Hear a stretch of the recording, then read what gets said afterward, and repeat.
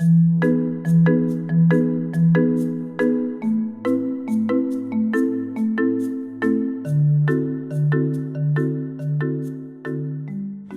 solo voy a decir una palabra y hacer una cosa.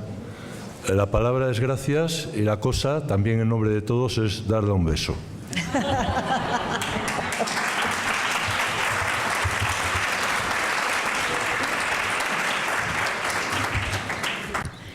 Bueno, buenas tardes. Yo había pedido que dieran las luces porque a mí no me gustan los tiempos sombríos, pero es que han dicho que no hay más luz. Entonces, bueno, tenemos la que tenemos y vamos a arreglarnos con ello. Yo voy a empezar, lo siento, Antonio, pero te voy a tener que dar las gracias por organizar el congreso y por invitarme, cosa que ya han dicho los que me han precedido en el uso de la palabra y van a decir todos los que vengan después. Pero esto es lo que le pasa a uno cuando organiza un congreso y lo organiza bien, que la gente lo agradece y da la enhorabuena. Entonces yo no quiero ser menos y lo agradezco y doy la enhorabuena por un congreso tan excepcionalmente organizado. Supongo que ha empezado maravillosamente bien, según he visto en la mesa y en el concierto, y que va a seguir bien hasta el final, eso está garantizado. El rótulo que habéis puesto es el arte de elegir en tiempos sombríos, y mi pregunta al fin y al cabo era la de si elegimos libremente o no, porque está muy bien hablar de elegir y está muy bien hablar de libertad de objeción y conciencia, etcétera, pero ¿somos libres o no? Esa sería un poco la pregunta que, por supuesto, no voy a tratar de contestar en una hora porque sería algo verdaderamente genial.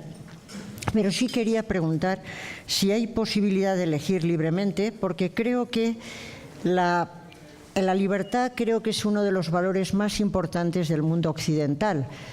No tanto de otras tradiciones, pero sí de las tradiciones occidentales. La libertad ha sido clave, por lo menos desde Grecia hasta nuestros días. La libertad puede entenderse como participación, como independencia, como no dominación, puede entenderse como autonomía. Pero a lo largo de todos estos siglos nuestros se ha ido reiteradamente hablando de esa libertad. Y no solamente desde las tradiciones liberales, que lo llevan hasta en el nombre, libertad de conciencia, asociación, reunión, sino también en las tradiciones socialistas, en las que aparece en principio la liberación de la necesidad, que es la clave, pero después aparece siempre la libertad, porque socialismo es libertad y porque los anarquistas acaban contando que el bien más preciado es la libertad, como recuerda todo el mundo. La libertad es una bandera occidental que se repite hasta la teoría de Amartya Sen, cuando habla de una libertad de agencia y una libertad de bienestar. Queremos ser agentes de nuestra vida, queremos ser responsables de nuestra vida y nos parece bien que se nos atribuyan nuestros propios actos. Pero a la vez también hay que decir que la libertad es uno de los valores que ha sido más puesto en duda como capacidad de los seres humanos de realizar acciones que después les pueden ser atribuidas y de las que pueden ser responsables. Ha habido una polémica a lo largo de toda la historia de Occidente sobre la libertad, esa famosa polémica determinismo-libertad que va apareciendo, por lo menos desde el siglo VI a.C., en que se plantea si efectivamente los seres humanos somos libres o estamos determinados. Es a ese tema al que yo me quería referir, y aunque no voy a hacer toda la historia, porque desde luego en una hora no voy a poder hacerlo, pero sí quisiera recordar que el primer planteamiento es el de Heráclito de Éfeso, en el siglo VI a.C., porque es un planteamiento que sigue sirviendo para nuestros días y por eso lo quiero recoger desde el principio hasta el final. Heráclito de Éfeso, en el siglo VI a.C., trata de dar razón de todos los acontecimientos del universo y entiende que hay dos actitudes que se pueden plantear ante la realidad, dos métodos. Al fin y al cabo, todo el saber es una cuestión de método. Hay dos métodos, el método científico-filosófico y el método espontáneo. El método científico-filosófico es aquel que se pregunta por las razones y por las causas de las cosas. Heráclito no distingue entre razones y causas, aunque tiene su interés. Se trata de el científico pregunta por las causas de las cosas, por las razones de las cosas, y según se va retrotrayendo en la serie de causas, tiene que llegar al fin a algún tipo de causa o razón última, que es la que explica todo lo demás. Por eso habla Heráclito en sus fragmentos de una razón que lo gobierna todo por medio de todo. Es una razón última que es la que determina todo el acontecimiento del cosmos. Pero siempre queda una conciencia espontánea de la libertad que no puede ser explicada por causas y, sin embargo, sigue bregando por ser aceptada, por ser admitida, pero el método científico no puede dar cuenta de la libertad porque si la explica causalmente ya ha dejado de ser libertad. Heráclito ya plantea los dos métodos, el método científico y el método espontáneo de la realidad, que es el de esa conciencia de libertad que siempre aparece diciendo, sí, todo puede explicarse causalmente, pero no todo. Queda algo ahí que es la libertad que no puede ser explicada. Como decía mi profesor Fernando Cubéis, los estoicos siguieron la línea de Heráclito y además fueron mucho más representantes del mundo griego, incluso que Platón y Aristóteles, porque en el mundo griego de la tragedia el tema de la libertad, que está puesta en cuestión, aparece en las tragedias y todos los presentes recordamos Edipo Rey, que es la ejemplificación clarísima de lo que es una libertad puesta en cuestión desde un determinismo que es el que va demostrando el hado en todos los momentos. Al fin y al cabo, los padres de Edipo creen que pueden eludir el destino, creen que es posible la libertad y, sin embargo, la tragedia les quita la razón. Al fin y al cabo, lo que ha hecho Edipo es matar a su padre y casarse con su madre porque es lo que tenía previsto el destino. La conciencia de libertad queda totalmente anulada y esa es una de las ejemplificaciones más claras de lo que sería una libertad puesta en cuestión. Esta negación de la libertad que pugna, sin embargo, por ser admitida, sigue a lo largo de toda la historia, no solamente con un determinismo cosmológico, como es el propio de Heráclito, sino también con un determinismo teológico, como el que, por la época del Concilio de Trento, mostró la famosa polémica de Ausilis, que era justamente la polémica que se preguntaba si, al fin y al cabo, Dios había creado también los actos humanos, puesto que es el que crea todos los seres, en cuyo caso, si es el que crea los actos humanos, los seres humanos no son libres porque no son los que hacen sus propios actos. La polémica, recordarán, enfrenta a reformistas, dominicos, jesuitas. Hay una enorme polémica hasta que al final el Papa dice que se callen dominicos y jesuitas y que se quede todo el mundo tranquilo porque de aquí no salíamos de la polémica en absoluto.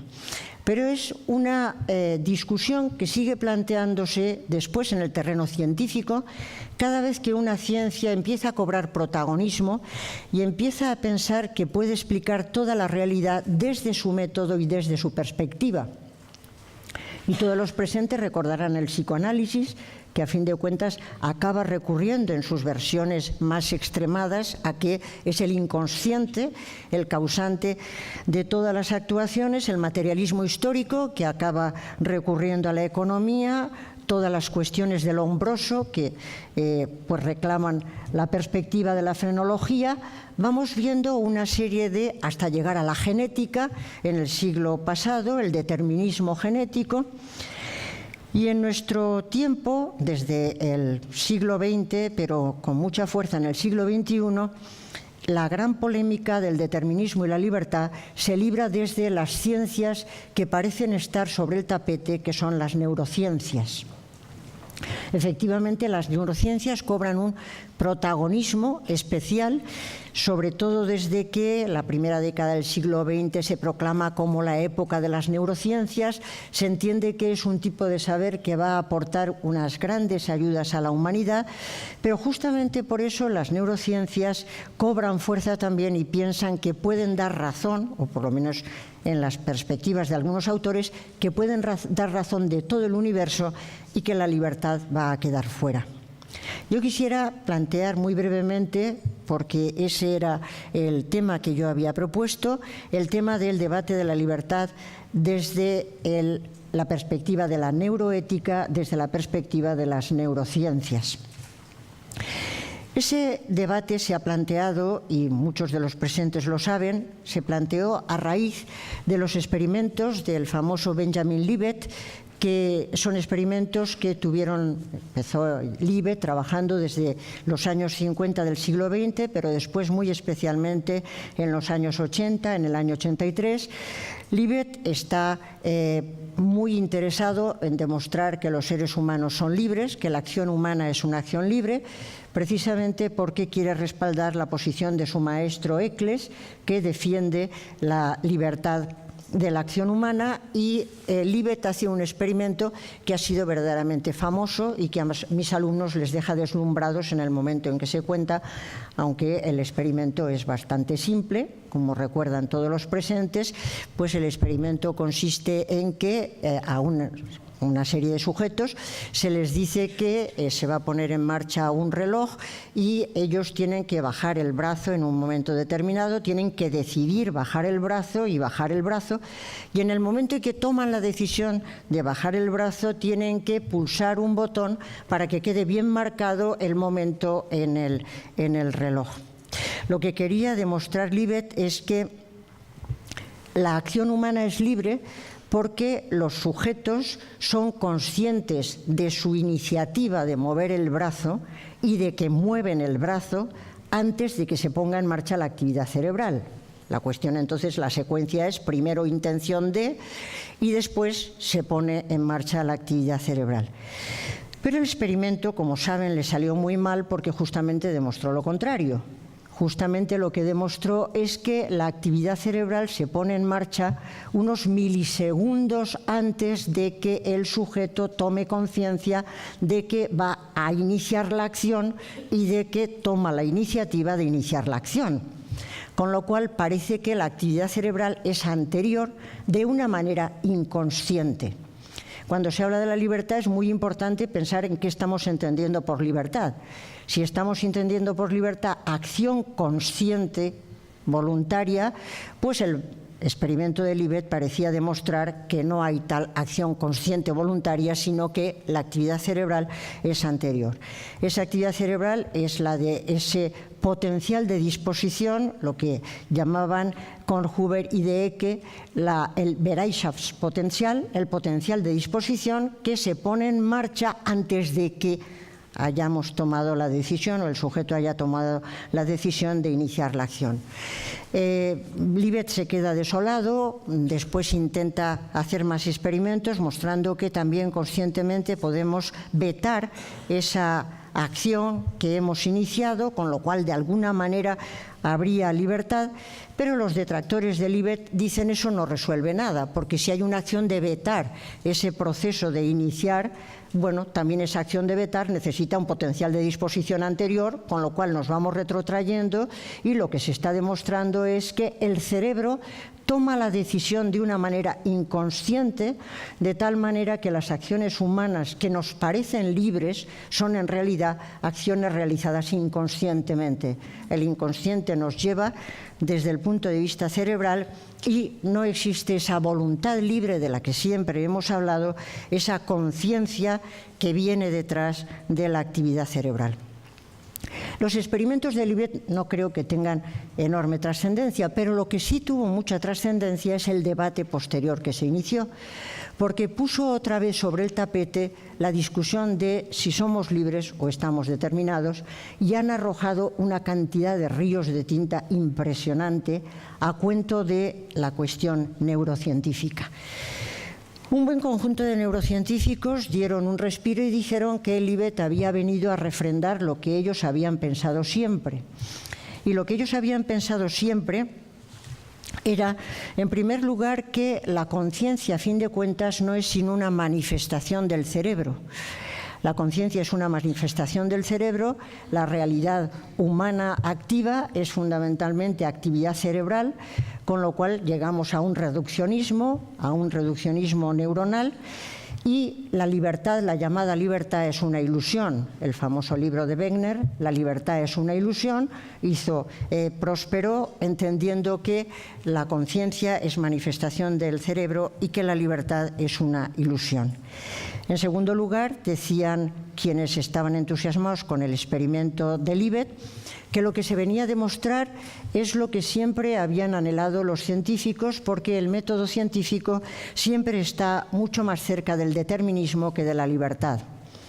El método científico siempre trata de explicar por causas, esto aparecerá de una manera recurrente, y al final se trata de llegar a esas causas que determinan todas las demás. Ocurre que, dicen las gentes, cuando tratamos de explicar nuestras actuaciones, tratamos de recurrir a las causas de nuestras acciones y después a las causas de nuestras acciones más profundas.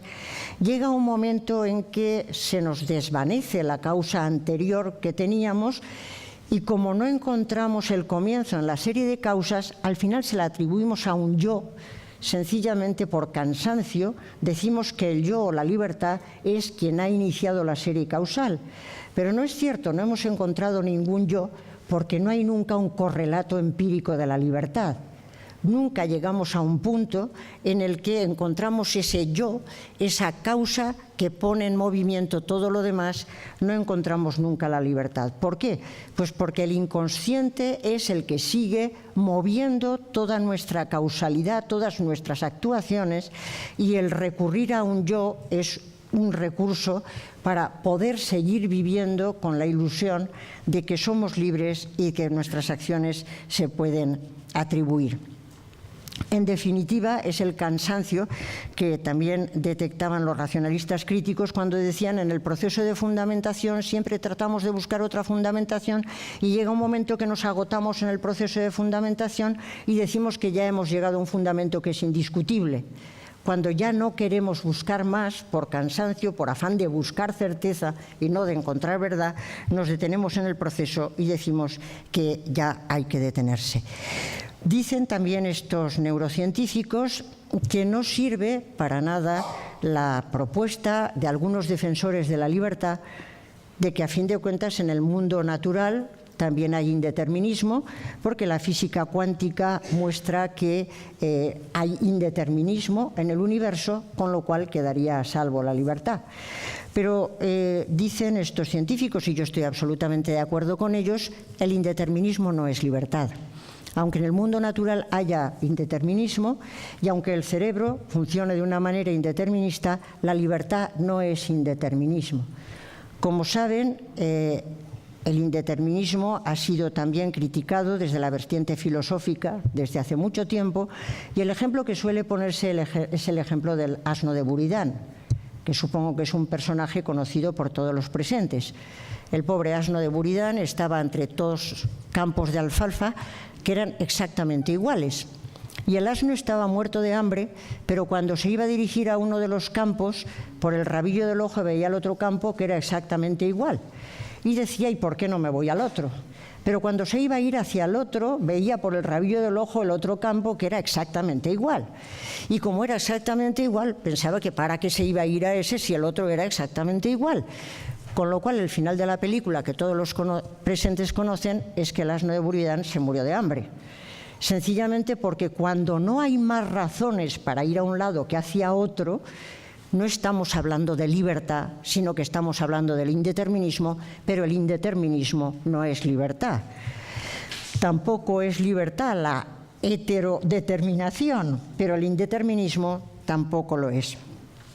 Y dicen, por acabar y otra vez remachar el clavo, quienes estaban entusiasmados con el experimento de Libet, que efectivamente uno de los grandes fallos de la libertad es que nunca se le puede encontrar un correlato empírico, y hasta que no se le encuentre no podemos decir científicamente que hay libertad.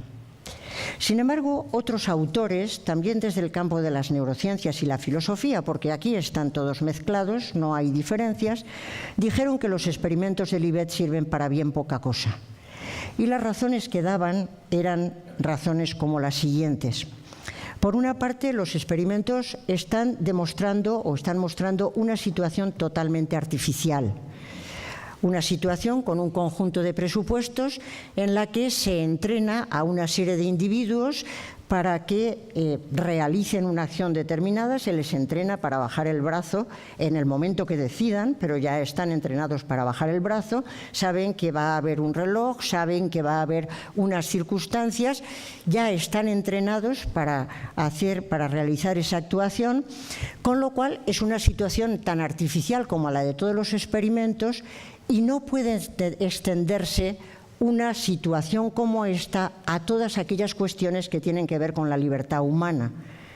Las situaciones en las que los seres humanos tienen que decidir no son esas situaciones artificiales en las que ya hay puestos unos presupuestos que no se pueden traspasar a otras situaciones porque son completamente distintas.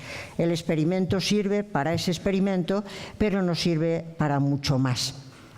Por otra parte, los sujetos ya están entrenados y ya están predispuestos a mover el brazo en un momento determinado, sea cual fuere, con lo cual tampoco tiene mucho de extrañar que haya un potencial de disposición que ya esté preparándose para ponerse en marcha. Pero es que además, dicen quienes entienden que el experimento de Libet no sirve para mucho, que nosotros estemos preparados para actuar en un sentido u otro tiene que ver de alguna manera con la formación del carácter. Los seres humanos nos vamos forjando a lo largo de la vida un carácter, vamos adquiriendo unas predisposiciones, vamos generando unas habilidades, esto es lo que nos permite ahorrar energías, y a nadie le extraña que haya una preparación en un sentido u otro, porque esto es lo típico de la actuación humana, que siempre hay una preparación que viene de lejos para realizar unas actuaciones. Si además unos sujetos concretos están entrenados en un momento determinado, pues la cosa es todavía más clara. Pero creo que la crítica más importante, o las dos críticas más importantes, vendrían por lo siguiente. Es preciso aclarar, cuando se habla de libertad, de qué estamos hablando. Y que una acción libre tenga que ser una acción conscientemente libre, no está dicho. Es posible que una acción sea virtualmente libre. Alguien puede realizar una acción libre, en ese momento no tener conciencia de que la está realizando, pero después de pasada la acción puede reflexionar sobre ella y pensar que tenía razones para realizar la acción. Este punto va a ser de la mayor importancia porque en lo que voy a insistir en todo el tiempo que me queda es en que el experimento no es muy serio porque en él no hay razones. Los sujetos no están manejando y sopesando razones para actuar. Y cuando no aparecen razones para actuar, no estamos hablando de libertad. La libertad tiene que ver con un sujeto que, consciente o inconscientemente, está de alguna manera manejando razones y tratando de sopesar cuáles le parecen las más importantes, la menos importante. Pero que a alguien se le adiestre para mover un brazo no es una cuestión de libertad, es una cuestión de adiestramiento que podría hacer cualquier animal. Cuando se habla de la libertad humana en sentido fuerte, se está pensando en unos sujetos que están pensando en razones para actuar, sopesando y tratando de ver si la actuación A, B o C es una actuación más adecuada. ¿Qué quiere decir más adecuada? Pues ahí es donde empiezan los problemas y eso es en lo que quisiera ir entrando. Porque dicen algunos de los detractores que al fin y al cabo la actuación más adecuada consiste en que cualquiera de nosotros, cuando va a tomar una decisión, lo que hace es anticipar las consecuencias que se seguirán de su actuación y tratar de ver con cuáles de ellas estará emocionalmente más contento y satisfecho. Estaríamos constituidos de tal manera que tenemos un contexto emocional, las emociones son importantísimas en la vida de las personas, las emociones son lo primero que se instala en el cerebro desde un punto de vista evolutivo y las gentes tenemos ya una constitución emocional que nos lleva a anticipar en cada una de las acciones qué consecuencias va a tener y tratamos de ver cuál de las decisiones que tomamos según sus consecuencias nos dejará más emocionalmente satisfechos, nos permitirá estar más adecuados y más contentos con la decisión. Y ahí algunos autores, como Frankfurt, que es uno de los que gusta mucho, en los últimos tiempos ponen un ejemplo, y ese ejemplo, el ejemplo de Lutero. Supongo que los presentes habrán leído aquella extraordinaria conferencia de Max Weber, que lleva por título Política como vocación. Si no la han leído, pues se la recomiendo.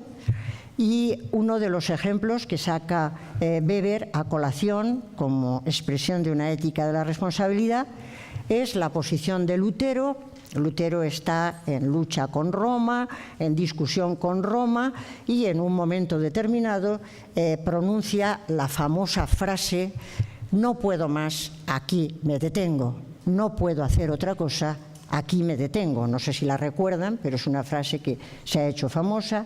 Hier stehe ich kann nicht anders. Aquí me detengo, no puedo hacer otra cosa.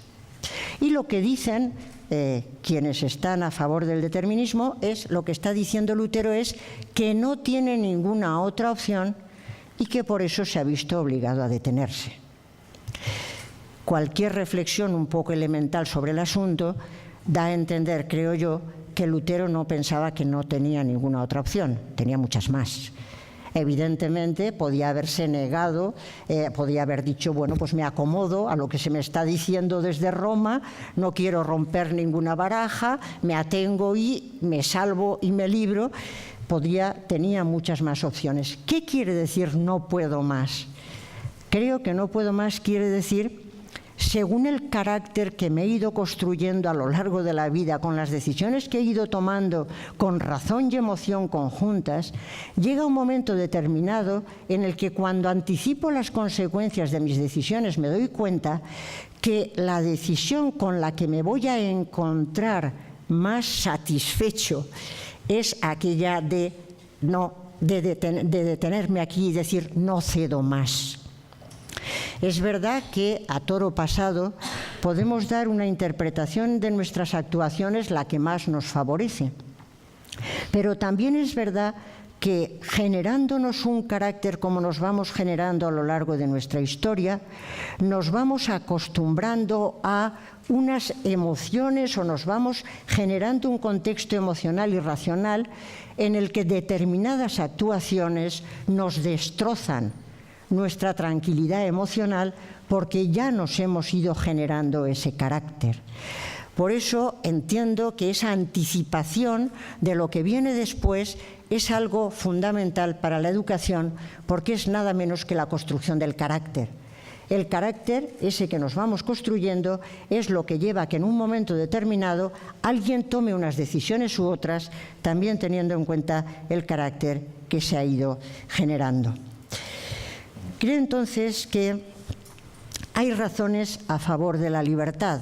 Lo siento, estoy a favor de la libertad.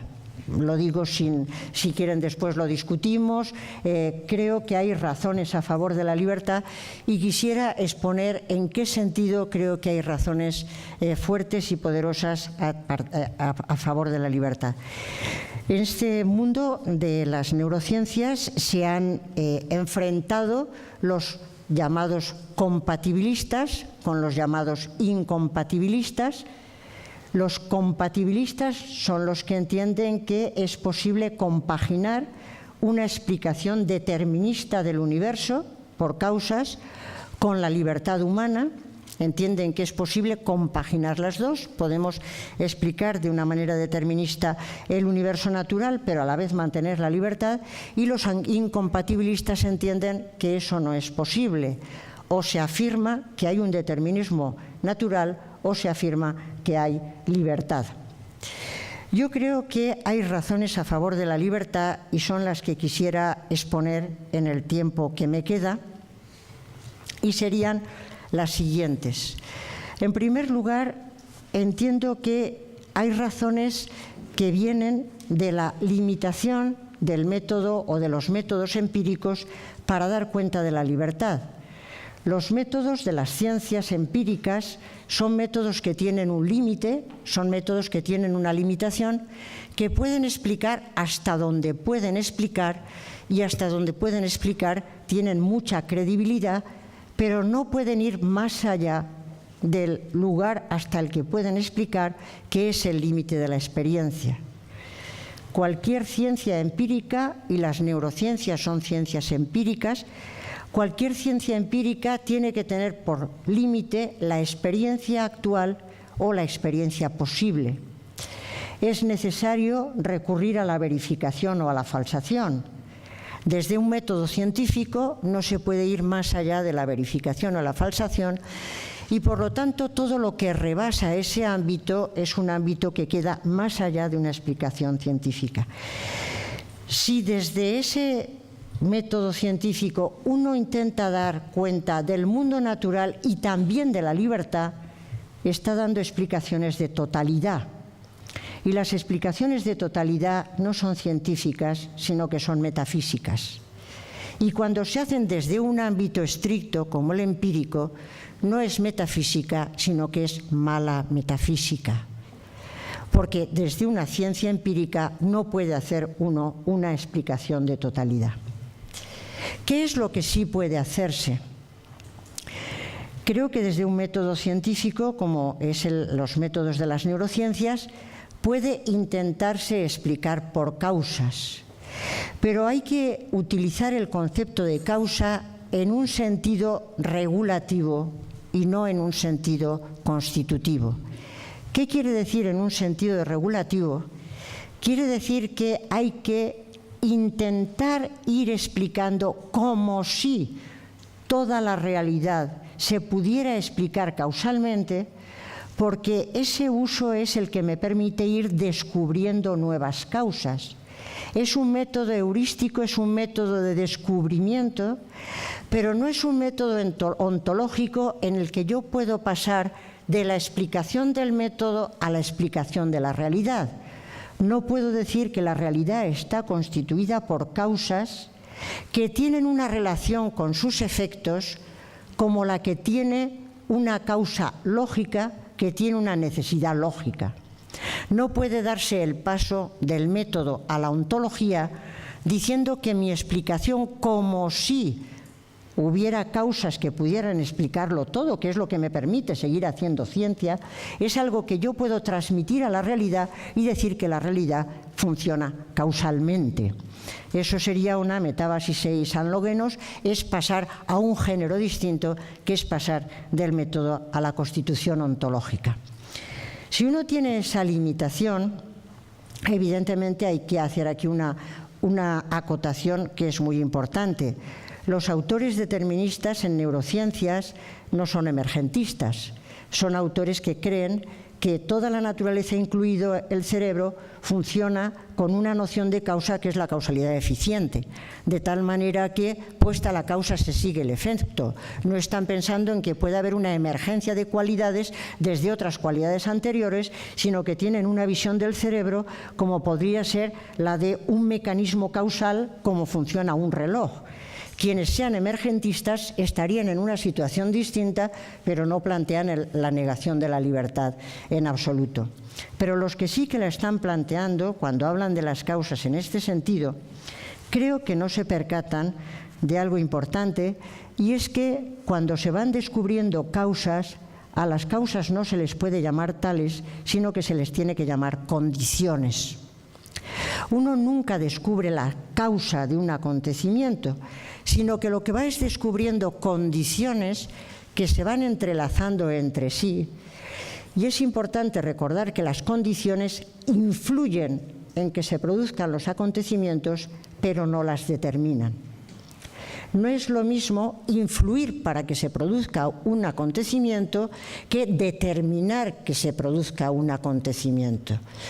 En el universo vamos encontrando una serie de causas a las que en realidad podemos llamar condiciones para que algo vaya ocurriendo, y esas condiciones se van entrelazando y van ocurriendo acontecimientos en las que influyen, pero ninguno de esas condiciones explica ella sola la producción del acontecimiento, sino que todas ellas influyen. Esto lo decían ya los filósofos, los estoicos, cuando los platónicos les criticaban y les decían cómo es posible que unos filósofos que tienen una ética y una escuela de ética, sin embargo, son deterministas. Porque no se puede ser determinista y tener a la vez una escuela de ética en que se le dice a la gente qué es lo que debería de hacer. ¿Cómo se le va a decir a la gente lo que debería de hacer si la gente, de todos modos, no puede actuar de otra manera? Los estoicos intentaban explicar el asunto con lo que ellos llamaban los confatalia. Es que hay distintos acontecimientos que se producen conjuntamente y por ejemplo, para que se ponga sano el paciente, lo que hay que hacer es que venga el médico, que el médico sea una persona experta, que el médico tenga buenos conocimientos. Todo eso tiene que ir concurriendo y además la naturaleza del paciente tiene que responder al tratamiento y además no hay una sola causa, habría una serie de confatalia, habría una serie de condiciones que se van produciendo y que van influyendo para que se produzca el acontecimiento. Me parece de la mayor importancia porque cuando hablemos de la libertad humana, creo que la libertad humana es condicionada. Lo que no se puede hablar es de una libertad, y lo voy a decir a continuación, como un comienzo absoluto, absolutamente desligado del universo y de todo contexto, como un comienzo de una serie causal que no tiene nada que ver con los contextos, ni con la constitución de los sujetos, ni con el entorno.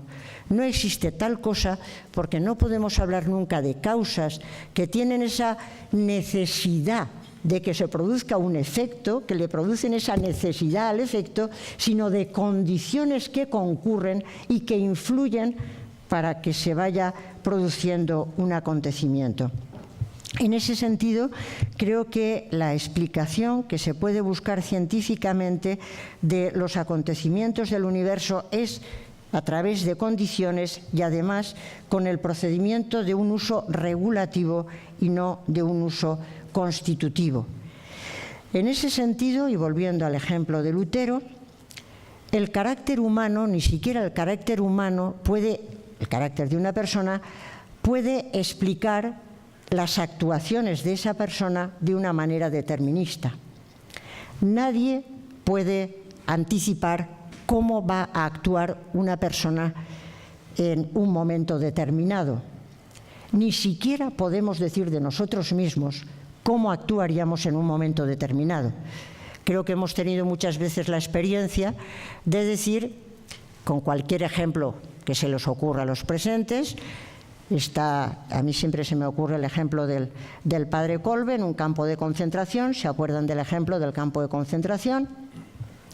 Se decide que se va a aniquilar de los prisioneros, de cada 10 se mata al 10º, etcétera, y entonces esa costumbre que hay a veces de decir hay que castigar, matamos al 10º contando, y el padre Kolbe se cambia con el de al lado para morir él, porque la persona por la que se cambia es el padre de una familia y piensa que es más importante que él sobreviva. Yo creo que cualquiera de nosotros, cuando se le ponen esos ejemplos, piensa, yo no sé qué haría en esa situación. Yo no sé qué haría en esa situación. En principio, no sé si me atrevería a cambiarme por el de al lado. Creo que no, en principio. No sé si sería tan valerosa como para cambiarme, pero no puedo asegurarlo tampoco, porque el carácter de una persona aumenta la probabilidad de que esa persona actúe en un momento determinado de una manera determinada. Pero hasta vernos en el contexto concreto, no podemos prever qué es lo que va a hacer nadie, ni siquiera nosotros mismos. Me acuerdo que me decía una persona que estábamos hablando de unas votaciones en un contexto determinado, nunca te puedes fiar de lo que van a votar los otros. Y después me dijo, bueno, Yo la verdad es que no me fío ni de mí mismo. A mí me parece que nos es muy difícil, incluso conociendo el carácter de una persona que normalmente es prudente, que normalmente es justa, que normalmente es bondadosa, pero no se puede predecir nada porque no hay determinación, sino que hay cada vez más probabilidad de que se actúe en un momento determinado, pero jamás determinación, porque el contexto de la influencia es enorme, pero al final, en la situación concreta, no sabemos qué es lo que va a ocurrir. Pero lo que sí sabemos, y a mí me parece muy interesante destacarlo, es que de todas las condiciones que concurren para que se produzca un acontecimiento, en el actuar humano hay una cosa muy importante, que son las razones para actuar. Y por eso decía que el experimento de Libet es un experimento en el que no hay razones, y como no hay razones, no se habla de libertad. Hay razones para actuar, los seres humanos las tenemos, por eso el nivel de la reflexión, el nivel de la argumentación es un nivel fundamental, porque nos vamos forjando una serie de razones que no predeterminan nada, que no aseguran nada, pero sí aumentan la probabilidad de seguir actuando en un sentido determinado. Las razones para actuar son fundamentales en el terreno de la libertad y quedan clarísimamente reflejadas en los sistemas normativos, en los sistemas de normas. Los sistemas de normas son el derecho, la moral, la religión. Es todo el ámbito práctico, es todo el ámbito de la acción, en el que hay emociones y hay razones. Y dicen varios autores, como es el caso de Searle, que las razones para actuar en los sistemas normativos son fundamentales en el siguiente sentido que me importa mucho destacar. Las normas se refieren en principio a seres que se supone que pueden querer cumplirlas o no cumplirlas. Las normas tienen sentido para seres que se supone que tienen la capacidad de seguirlas o no. Pero ni siquiera me interesa ese punto. Lo que me interesa es que, según dicen estos autores, y yo estoy de acuerdo, las normas no describen lo que pasa, ni las jurídicas, ni las morales, ni las religiosas, no describen lo que pasa, pero tampoco hacen solo prescribir lo que debe pasar, sino que las normas tienen un papel en que algo pase. Las normas tienen un papel en que algo pase. No es lo mismo que en una sociedad estén vigentes unas normas que otras. No es lo mismo que haya unas normas morales que otras. No es lo mismo que haya unas normas religiosas que otras. Las normas inciden e influyen en que algo pase. Y puede mirar uno el contexto multicultural de nuestro universo y ver las normas que están vigentes en distintos pueblos, en distintas sociedades, y se dará cuenta de que las normas tienen un papel en que unas cosas pasen y otras cosas no pasen. Yo creo que a esa fuerza de los sistemas normativos se refería de alguna manera Kant cuando en la crítica de la razón práctica, en una nota que aparece, en la primera nota que aparece en la crítica de la razón práctica, hace aquella afirmación famosa de que el imperativo categórico es la ratio cognoscendi de la libertad y la libertad es la ratio essendi del imperativo categórico.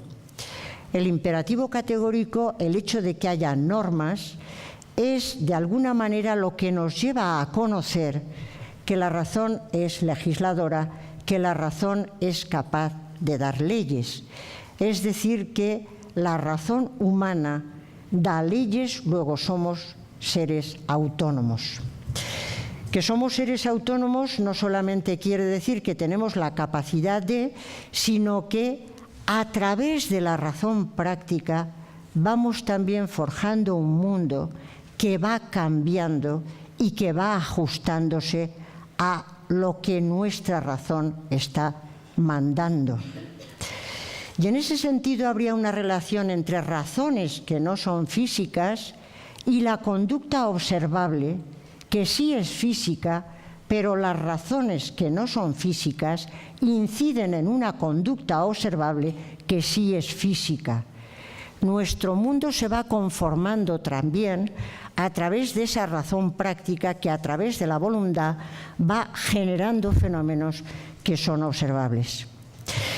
Lo que suelen decir algunas gentes es cómo razones físicas pueden influir en ese tipo de fenómenos observables que sí que son físicos, cómo razones no físicas pueden influir en fenómenos que no son físicos.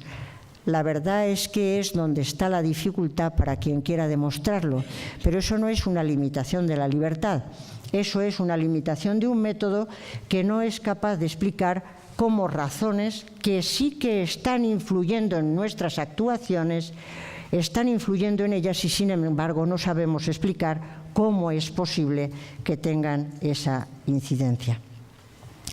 Este tipo de razones se han vuelto a dar en los últimos tiempos y a cuento de las discusiones neurocientíficas desde no una filosofía de la conciencia de corte kantiano, sino desde una filosofía del lenguaje, y les ha dado Jürgen Habermas en un libro que lleva por título Entre naturalismo y religión, y yo lo he recogido modestamente en el libro que algunos de los presentes me han comentado que han leído, ¿Para qué sirve la ética?, aunque para qué sirve realmente la ética, aunque allí la cosa estaba explicada de una manera más simple.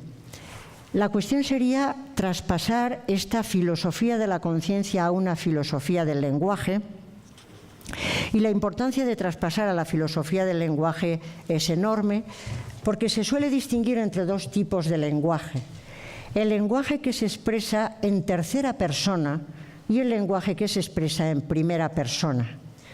El lenguaje que se expresa en tercera persona es un lenguaje que es capaz de ganar objetividad, mientras que el lenguaje que se expresa en primera persona es lo que se llamaría un lenguaje privado, que es el que se suele atribuir a la psicología popular. Yo puedo decir en tercera persona, mi pie parece que es bastante grande. Y cuando estoy diciendo mi pie parece que es bastante grande, lo estoy diciendo en un lenguaje de tercera persona porque puedo medirlo, porque puedo observarlo y porque puedo comprobar. Puedo objetivar cuál es la medida de mi pie y lo puedo comparar con otros pies que hay en el mundo, y aunque es el mío, me estoy expresando en un lenguaje objetivo que expreso en tercera persona. Pero cuando yo digo yo tengo conciencia de ser libre, estoy expresando en un lenguaje privado, se dice, una creencia interna que tengo yo, que es mi conciencia de libertad. Y entonces da la sensación de que la conciencia de libertad se expresa siempre en primera persona, lo cual es un lenguaje de alguna manera privado. Bueno, ese es el gran tema hoy en día de la filosofía de la mente, el de cómo ligar un lenguaje de tercera persona con un lenguaje de primera persona, porque al fin y al cabo estaría una experiencia de una dimensión objetivable de mi persona y una experiencia subjetiva que parece que es una experiencia privada y no sé cómo transmitirla, y que tiene nada menos toda la carga de algo tan importante como la libertad y muchas cosas más, pero en este caso la libertad.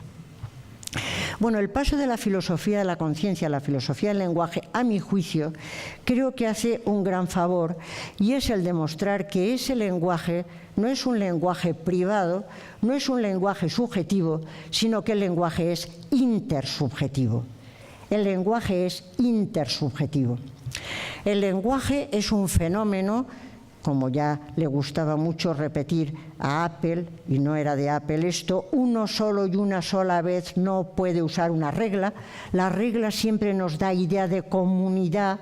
El lenguaje es el fenómeno de la intersubjetividad, en el que los sujetos se reconocen recíprocamente como capaces de lenguaje, se saben recíprocamente seres que tienen un lenguaje, y a través de ese lenguaje es como los seres humanos vamos aprendiendo la libertad. ¿Por qué?